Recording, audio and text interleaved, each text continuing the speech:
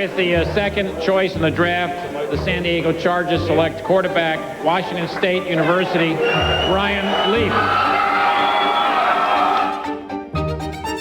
50% said Manning, 50% said Wolf. Ryan Leaf. Ryan Leaf. Don't talk to me, all right? Knock it off! I misdirected my anger after the Kansas City game. I was extremely disappointed in my performance, and I let it show. He was one of the most promising quarterback prospects of his generation. A number 2 overall draft pick selected just after Peyton Manning. But his name is synonymous with unrealized potential and an infamous fall from grace. From being destined for greatness to being called the biggest bust in football history, from the depths of addiction to an inspiring recovery.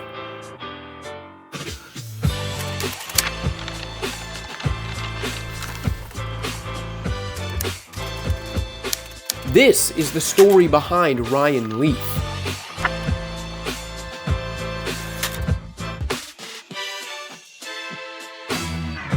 Ryan David Leaf was born on May 15, 1976 in Great Falls, Montana, where he grew into a multi-sport athletic prodigy, especially on the gridiron.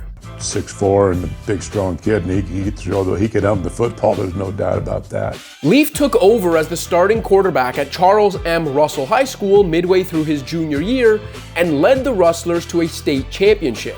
But the brawny QB was told by the University of Miami's head coach that the school's recruiting coordinator saw him more as a tight end or linebacker. That didn't jive with the cocky teenager, who was sold on the idea of Washington State when then Cougars head coach Mike Price told Leaf while watching the Rose Bowl, "If you come here, we're going there." As Leaf told the New York Times years later, he had no idea that the Cougars hadn't played in a Rose Bowl since 1931. It was no matter, as Washington State's drought was no match for Leaf's self-belief. Though the Cougars won just 8 games over Leaf's first 2 seasons, the team and its star quarterback exploded in 1997. Leaf threw for nearly 4,000 yards, tossed 34 touchdown passes, and finished with the second best passer rating in the nation, helping make good on Price's premonition, as he led Washington State to the '98 Rose Bowl, where Leaf and his team fell short against eventual national champion Michigan in gut-wrenching fashion. You got one play left. He's under center, spikes it. Clock shows time has run out.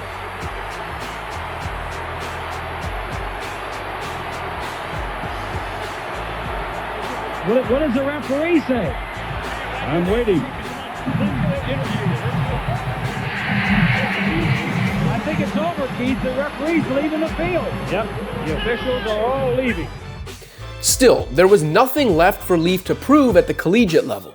He had done enough to finish 3rd in Heisman Trophy voting behind eventual Pro Football Hall of Famers Charles Woodson and Peyton Manning, and just ahead of Randy Moss. And he was in the running to be the number 1 pick in the 1998 NFL Draft, along with Manning. Though Manning went first overall to Indianapolis, perhaps thanks to the fact Leaf weighed in at 261 pounds at the draft combine, the San Diego Chargers were still ecstatic to have Leaf as a consolation prize with the 2nd pick after trading up from the number 3 slot. After all, 14 of 20 NFL executives polled by Newsday at the time preferred Leaf, citing his quote-unquote stronger arm, better mobility, and more promising long-term prospects as a franchise-caliber player. San Diego was so sold on Leaf that the franchise gave him a contract worth more than $31 million, with an $11.25 million signing bonus included, the biggest ever for a rookie at the time. I feel like I need to reward them in some way, so hopefully a Super Bowl ring or 2 can do that in the next few years. Leaf impressed the Chargers in his first minicamp with the team, but by the time he reported to training camp after signing his first pro contract, he was out of shape and overweight. Coupled with the fact he had already earned a fine from the NFL for skipping the league's rookie symposium, Leaf's pro career was off to an inauspicious start. Not that the Chargers had any right to be surprised. By that point, concerns about Leaf's attitude had been brewing for years, and his arrogant reputation preceded him. As Leaf wrote years later in a Players Tribune piece, There was a joke back at Washington State that the difference between Ryan Leaf and God is that God doesn't think he's Ryan Leaf. As a Cougar and back at Russell High though, Leaf won enough on the field to ensure discussions about him always came back to football rather than his prickly personality. That was about to change in the NFL, where Leaf disappointed from literally his first snap as a pro. On first down, fumbled snap.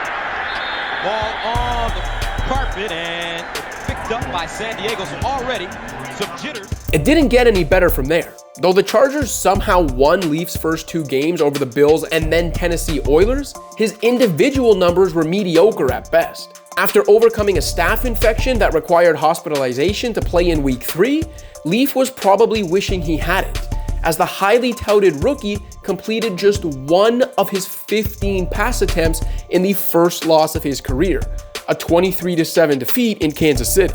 That performance had Leaf steaming, and he verbally berated a cameraman that was supposedly in front of his locker following the game. When Chargers beat reporter Jay Posner tried to talk to the 22-year-old about it the next day, Leaf provided sports fans with one of the most infamous athlete meltdowns of all time. Don't talk to me, all right? Knock it off! I misdirected my anger after the Kansas City game. I was extremely disappointed in my performance, and I let it show. Sorry if that sounded kind of rehearsed.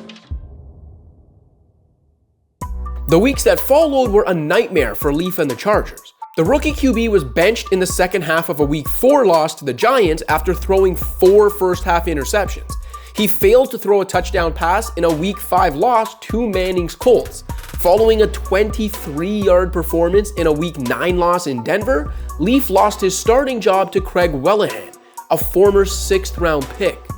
By the time his highly anticipated rookie season had come to an end, Leaf had thrown for only 1,289 yards and 2 touchdowns over 10 games, while tossing 15 interceptions, completing only 45% of his passes, and posting an abominable quarterback rating of 39. Leaf's rookie campaign remains one of only 12 instances in NFL history where a quarterback posted a QB rating of 39 or worse while attempting at least 200 passes. It was also the only such season between 1977 and 2022. Between his on-field struggles and off-field attitude, Leaf hadn't done much to win over his new team. Guys can be jerks, but I've never seen a guy that worked harder at alienating his teammates. Former Chargers general manager Bobby Beathard told ESPN in 2008. Junior Seau, Rodney Harrison, they came to me and said, "Bobby, this guy is killing me." Things only snowballed from there. Surgery to repair a shoulder injury suffered on the first day of training camp sidelined Leaf for the entire 1999 season, but that absence didn't stop him from continuing to rankle the Chargers. He was suspended for 4 games for cursing and yelling at Beathard and a coach during a shouting match. While Leaf was then serving that suspension, he was spotted playing flag football at a San Diego park, a violation of his contract. To give you an idea of how universally loathed Leaf had become by this point, consider the published words of Pro Football Weekly's associate editor in a 1999 column. "Leaf has been disappointing on the field," Robert Neely wrote, "but the bigger problem is that he seems to be a clueless jackass off the field." Sports Illustrated gave him the benefit of the doubt heading into what was supposed to be Leaf's comeback season in 2000, but that faith proved to be misplaced. While slightly better than his disastrous rookie campaign, Leaf still underwhelmed, throwing for just under 1,900 yards, completing 50% of his passes, and tossing 11 touchdowns to 18 interceptions while battling wrist and hamstring injuries. The 2000 Chargers went 1-15, released Leaf in the offseason, then drafted Drew Brees in the second round of the 2001 draft. Leaf was claimed by Tampa Bay a few days after San Diego released him. Following a disappointing preseason, the Buccaneers approached Leaf about taking a pay cut so they could keep him on the roster and potentially develop him, but Leaf declined that offer. He then signed with the Cowboys, was released by Dallas after failing his physical, was reacquired by the Cowboys midway through the 2001 season after starter Quincy Carter was sidelined by injury, and made 4 inconsequential starts for America's team. Leaf then signed a 1-year contract with Seattle for the 2002 season, but retired before Seahawks training camp had even kicked off. And that was that. Just 4 years after he was drafted second overall. Just a few years after being considered by many a better quarterback prospect than Peyton freaking Manning, Ryan Leaf retired at the age of 26. In 25 appearances across 4 seasons with the Chargers and Cowboys, Leaf went 4-17 as a starter, completed less than half of his pass attempts, and threw only 14 touchdowns while tossing 36 interceptions. Manning threw more TD passes in his first 10 games than Leaf would throw over his entire career.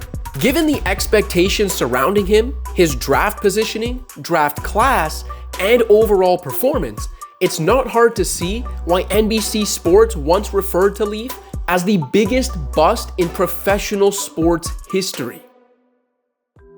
Things only got darker in his post-playing career. At first, it seemed as though Leaf would settle into a rather nondescript life away from the spotlight. He went back to school to finish his degree, got into consulting, took on an unpaid quarterbacks coach gig at D2 school West Texas A&M, and even moved to Canada to work as a sales and marketing associate for a British Columbia-based fishing lodge operator. But unbeknownst to the outside world, Leaf had developed an addiction to painkillers, specifically Vicodin. So strong was the opioids' grip on Leaf that while coaching at West Texas A&M, where he also coached men's golf, the former NFLer reportedly asked one of his student athletes for a pill. While living in Canada in 2009, Leaf was indicted for crimes allegedly committed in Texas, where he was suspected of having broken into an apartment in 2008 and stealing hydrocodone that had been prescribed to an injured football player. In 2010, Leaf eventually pled guilty to 7 counts of obtaining a controlled substance by fraud and 1 count of delivery of a simulated controlled substance. He was fined $20,000 and sentenced to 10 years probation. In the spring of 2012, Leaf was arrested twice in the span of 4 days for separate burglary, theft, and drug charges back in Montana.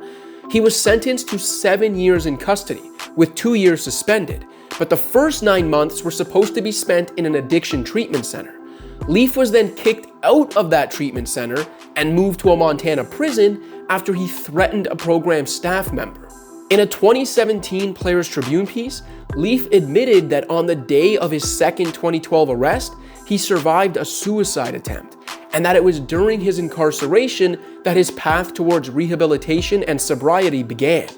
Specifically, Leaf credits his former cellmate for convincing him to head down to the prison library, where he could teach inmates who didn't know how to read. Leaf was released in late 2014 after spending 2.5 years in custody, though he was sentenced to 3 years of informal probation and ordered to complete a 1-year domestic violence class in 2020 after pleading guilty to a misdemeanor charge of false imprisonment in California.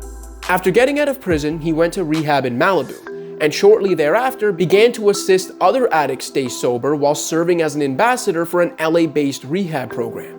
Leaf has continued to work on helping those battling addiction issues, becoming an ambassador and keynote speaker for a Houston-based clinic, while continuing to sponsor his own causes. I started a foundation called the Focused Intensity Foundation, focusintensity.org. What I do is I raise money for scholarships for people who can't afford treatment or mental health treatment. When I got out of prison, I couldn't afford to go to treatment. And if the NFL didn't have grants available to me, I wouldn't have been able to get the help I needed. And I don't ever want somebody who really wants help and wants to change their life not be able to do it because they can't afford it. Once a pariah in football circles who wanted nothing to do with the NFL, Leaf has returned to being a fixture around the game, as he's regularly held on-air positions as an analyst at marquee networks like ESPN, the NFL Network, and Sirius Satellite Radio. In 2022, he even hosted an 11-episode podcast series about his rise, fall, and recovery, titled Bust, the Ryan Leaf Story. Included in that series, an episode with Posner discussing Leaf's infamous 1998 locker room blow-up. Sharing his story has helped Leaf channel his experiences into helping others fight the same demons that once derailed his own life. Ryan, you helped me to survive. You gave me that act of service in your podcast, which is on Odyssey. and guided me to the thought, and imagine what will happen if I keep going. Ryan, I'm Nick, and on August 16th, I will celebrate 30 months of sobriety from alcohol, so I just wanted to say thank you, Ryan, in person. Once the poster boy for failed athletes and celebrities whose lives were ruined by addiction and legal issues, Leaf has rewritten his own story. The biggest bust in pro sports history is now a model of inspiration for those seeking recovery and a new life in sobriety. As Leaf wrote in a 2023 tweet marking the 11th anniversary of his first day in prison, "You can't go back and change the beginning, but you can start where you are and change the ending."